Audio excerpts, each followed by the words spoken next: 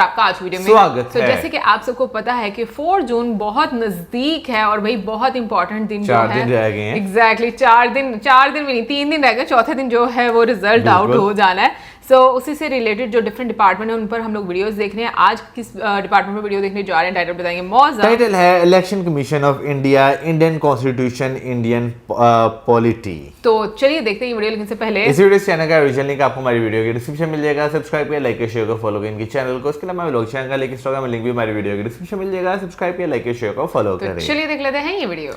Hey everybody, मैं हूँ प्रिया और आप देख रहे हैं फिनोलॉजी लीगल। आज की इस वीडियो में हम इलेक्शन कमीशन के बारे में जानेंगे, पर इससे पहले कि हम इलेक्शन कमीशन की कंपोजिशन और उसके फंक्शंस के बारे में जानें, चलिए कुछ फैक्ट्स एंड फिगर्स जान लेते हैं। इंडिया के पहले चीफ इलेक्शन कमिश्नर थे सुकुमार सेन और इंडिया का पहला जनरल इलेक्शन हुआ था 1951 से 52 के बीच में, जिसमें 17 करोड़ रजिस्टर्ड वोटर्स थे। अब इंडिया के पहले जनरल इलेक्शन से लेकर 2019 के 17 जनरल इलेक्शंस तक बहुत सारे चेंजेस हुए हैं, जैसे आर्टिकल 326 जिसे यूनिवर्सल अडल्ट फ्रेंचाइजी के नाम से भी जाना जाता है, और यही आर्टिकल है हमारा राइट टू वोट। ध्यान रखिए कि ये जो राइट टू वोट है ये हमारा कॉन्स्टिट्यूशनल राइट है, ये एक फंडामेंटल राइट नहीं है। अब 1988 तक आर्टिकल 326 ये कहता था कि वोट देने की मिनिमम एज है 21 ईयर्स, पर 1988 में आया 61st अमेंडमेंट एक्ट जिसने वोटिंग की एज 21 ईयर्स से रिड्यूस करके 18 ईयर्स कर दी। हमारे करंट चीफ इलेक्शन कमिश्नर है सुनील अरोरा और 2019 के 17th जनरल इलेक्शन में दुनिया के सबसे ज्यादा 90 करोड़ रजिस्टर्ड वोटर्स है। अब ये टर्म जनरल इलेक्शंस बार बार क्यों यूज कर रही हूँ, क्योंकि इंडिया में 3 टाइप के इलेक्शंस होते हैं, जनरल इलेक्शन या फिर लोकसभा इलेक्शन, राज्यसभा इलेक्शन और स्टेट असेंबली इलेक्शंस। चलिए आगे बढ़ते हैं। अच्छा, ये तो आपको पता ही होगा कि हमारे गवर्नमेंट के 3 ऑर्गन्स है, लेजिस्लेटिव, एग्जीक्यूटिव और जुडिशरी। अब क्योंकि हमारे कंट्री में फेडरल स्ट्रक्चर फॉलो होता है, फेडरल स्ट्रक्चर मतलब जो भी पावर्स है उन्हें इक्वली स्टेट और सेंटर के बीच में बांटा जाता है, इसलिए लेजिस्लेटिव को भी 2 पार्ट में डिवाइड किया गया है, सेंटर और स्टेट। स्टेट में होता है स्टेट लेजिस्लेचर जिसे विधानसभा भी बोला जाता है, वहीं सेंटर में होता है पार्लियामेंट। पार्लियामेंट 2 हाउसेस से मिलकर बनता है, राज्यसभा और लोकसभा। राज्यसभा में मैक्सिमम 250 मेंबर्स हो सकते हैं और इसकी करंट ऑक्यूपेंसी है 245 सीट्स। इसका सीट एलोकेशन भी देख लेते हैं। 233 मेंबर्स स्टेट असेंबली से आते हैं, वहीं 12 मेंबर्स डायरेक्टली प्रेसिडेंट नॉमिनेट करते हैं। अब लोकसभा को देखते हैं, इसकी मैक्सिमम ऑक्यूपेंसी 552 सीट्स की है और इसकी करंट ऑक्यूपेंसी 545 मेंबर्स की है। इसमें 530 मेंबर्स स्टेट से आते हैं, 20 मेंबर्स यूनियन टेरिटरी से आते हैं, वहीं 2 Anglo Indians directly president appoint करते हैं। लोकसभा में जिस भी पार्टी के पास 50% से ज़्यादा सीट्स आती है वही पार्टी अपनी गवर्नमेंट फॉर्मुलेट करती है। अब लोकसभा का करंट एलोकेशन है 545 सीट्स, जिसमें से 2 Anglo Indians president directly appoint करते हैं, तो बची 543 सीट्स, जिसका 50% हुआ 272। 23 मई 2019 को इस असेंबली इलेक्शन के रिजल्ट अनाउंस होने वाले हैं। जिस भी पार्टी के पास 272 या उससे ज़्यादा सीट्स होंगी वो ही पार्टी अपनी गवर्नमेंट फॉर्मुलेट करेगी और उस पार्टी का लीडर प्राइम मिनिस्टर अपॉइंट होगा। चलिए अब इलेक्शन कमीशन के बारे में जानते हैं। इंडियन कॉन्स्टिट्यूशन के पार्ट 15 में मतलब आर्टिकल 324 से लेकर 329 के बीच में इलेक्शंस कवर किए गए हैं। ये जो आर्टिकल 324 है ये कहता है कि हमारी कंट्री में एक इंडिपेंडेंट इलेक्शन कमीशन होगा जो कि फ्री और फेयर इलेक्शंस कंडक्ट करवा सके। आर्टिकल 324 ये भी कहता है कि पार्लियामेंट मतलब राज्यसभा और लोकसभा, स्टेट असेंबली मतलब विधानसभा, प्रेसिडेंट और वाइस प्रेसिडेंट, इन चारों के इलेक्शंस ये इलेक्शन कमीशन ही कंडक्ट करवाएगा। अब आप सोच रहे होंगे कि इन चारों में तो सभी कवर हो गए, बचा क्या? तो याद है कि जब हम इम्पॉर्टेंट अमेंडमेंट्स डिस्कस कर रहे थे तो हमने ये जाना था कि 73rd अमेंडमेंट और 74th अमेंडमेंट के थ्रू हमारी कंट्री में पंचायत और म्यूनसिपैलिटीज इंट्रोड्यूस किए गए थे। तो म्यूनसिपैलिटी, जिला परिषद, ग्राम पंचायत, पंचायत समिति और भी जो बाकी लोकल अथॉरिटीज है, इन लोकल अथॉरिटीज का इलेक्शन इलेक्शन कमीशन कंडक्ट नहीं करवाती है, इनका इलेक्शन कंडक्ट करवाती है स्टेट इलेक्शन कमीशन। ये ध्यान दीजिए कि स्टेट इलेक्शन कमीशन और इलेक्शन कमीशन दो डिफरेंट और इंडिपेंडेंट अथॉरिटीज हैं। तो इलेक्शन कमीशन सिर्फ पार्लियामेंट, स्टेट असेंबली, प्रेसिडेंट और वाइस प्रेसिडेंट इन 4 के इलेक्शंस कंडक्ट करवाती है। अब इलेक्शन कमीशन के कंपोजिशन को भी देख लेते हैं। तो हमारा इलेक्शन कमीशन कंसिस्ट करता है एक चीफ इलेक्शन कमिश्नर जिसे चेयरमैन भी कहते हैं और 2 इलेक्शन कमिश्नर।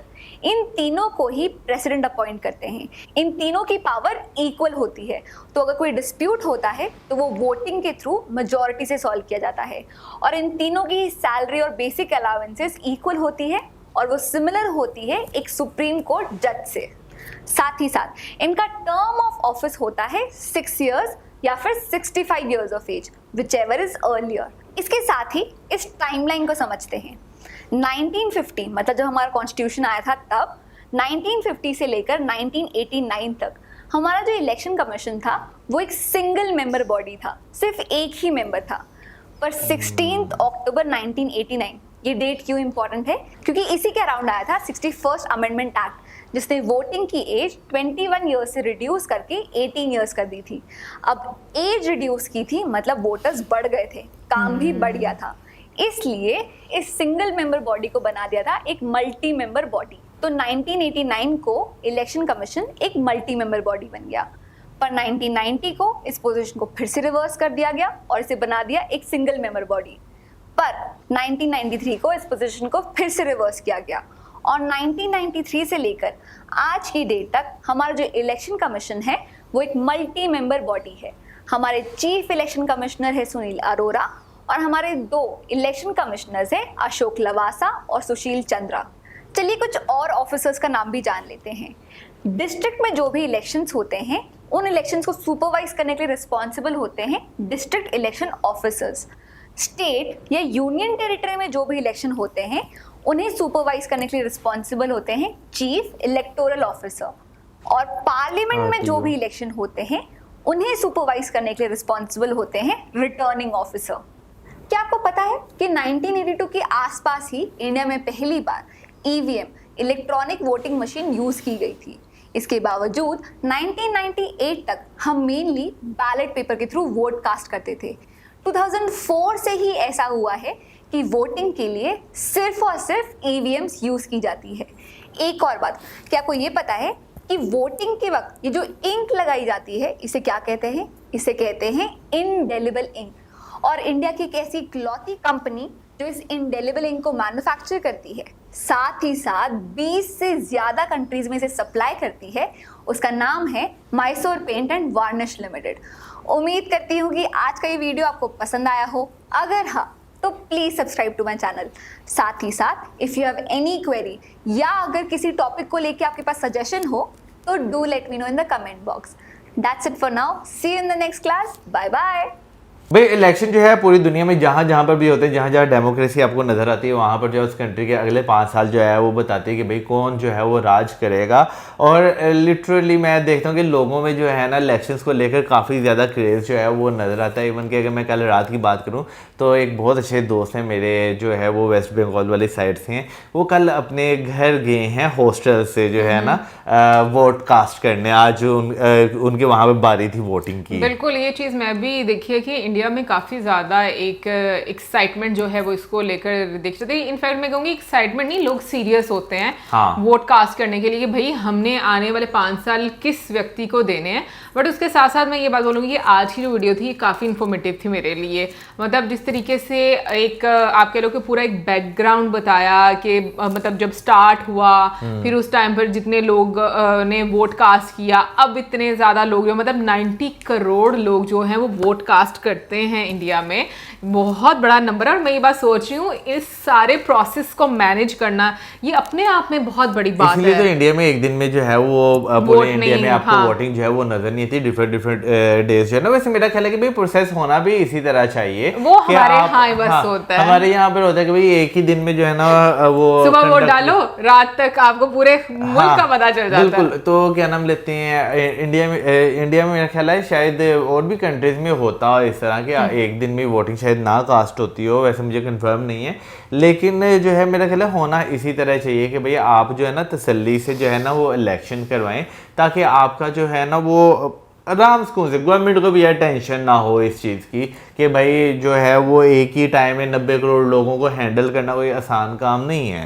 यार वैसे बहुत सारी बातें मेरे जहन में आ रही हैं हमारे यहाँ के वोट को लेकर, लेकिन खैर उसके बारे में फिर कभी बात करेंगे। बट ये है कि एक और चीज़ मैं बोलूँगी कि जिस तरीके से मैम ने समझाई हर चीज़, हाँ। इलेक्शन कमीशन को लेकर, फिर उसके मतलब चीफ इलेक्शन कमीशन से लेकर फिर इलेक्शन कमीशन जिस तरीके से ऐड हुए, हाँ। और उनकी क्या ज़रूरत पड़ी, और जो मतलब एज पहले 21, बट वैसे पहले 21 क्यों होगी एज, मतलब मुझे ये नहीं समझ आई। लाइक फिर 18 बाद में कर दी ना, मतलब पहले क्यों 21 सजेस्ट की गई होगी? मे बी उस टाइम पे बालिग जो है वो 21 साल के बंदे को कंसीडर किया जाता हो, क्योंकि भाई इंडिया में आपको देखने को मिलता है कि शादी जो है उसकी भी एक सर्टेन एज रखी हुई है कि कम से कम इतनी एज का, मेरा ख्याल है 20-21 साल लड़के की लड़की की जो अच्छा, है मुझे नहीं वो, idea। ये मुझे कब पता चला था, मैंने क्राइम पेट्रोल देखता था, वहां पे मैंने ये चीज देखी थी कि एक एज है जिस उस एज से पहले अगर आप शादी जो है ना वो करते हैं तो आपको क्राइम जो कंसीडर है होता ना क्राइम इलीगल जो है वो कंसीडर किया जाता है, लेकिन उसके बाद आप शादी जो है वो कर सकते हैं। जरा कमेंट सेक्शन में क्लियर कर देना कि वाकई इस तरह है था कि नहीं था, क्योंकि मैंने भाई क्राइम पेट्रोल में देखा था। ओके मैंने नहीं देखा इसलिए मुझे बिल्कुल भी आइडिया नहीं है। बट आई थिंक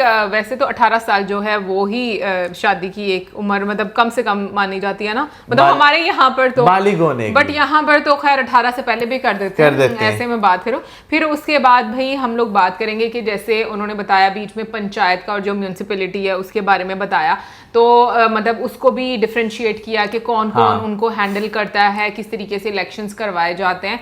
तो ये चीज़ें भी मैं कहूँगी कि सब बहुत, मैं कहूँगी कि डिटेल में और अच्छे तरीके से उन्होंने समझाया। ये बिल्कुल, और मेरा ख्याल है कि हर इंसान को जो है इस चीज़ का आइडिया होना चाहिए कि वो जिसको सिलेक्ट करने जा रहा है, इलेक्शन प्रोसेस का तो पता होना चाहिए जिस बंदे को सिलेक्ट करने जा रहा है, क्योंकि इससे पहले भी हमने एक वीडियो देखी थी जिसमें नोटा के बारे में जो बताया गया था, लेकिन ये भी चीज़ बताई गई थी नोटा जो है पूरी तरह से इम्प्लीमेंट जो है वो भी नहीं किया गया। उसमें भी यही होता है कि भाई जिस मेंबर को ज्यादा वोट पड़े होते हैं उससे जो है कंसीडर किया जाता है कि वो जीत गया है। ये तो थी हमारी आज की वीडियो। आई होप आपको अच्छी लगी होगी और इसी के साथ हमें video like, subscribe, video good bye.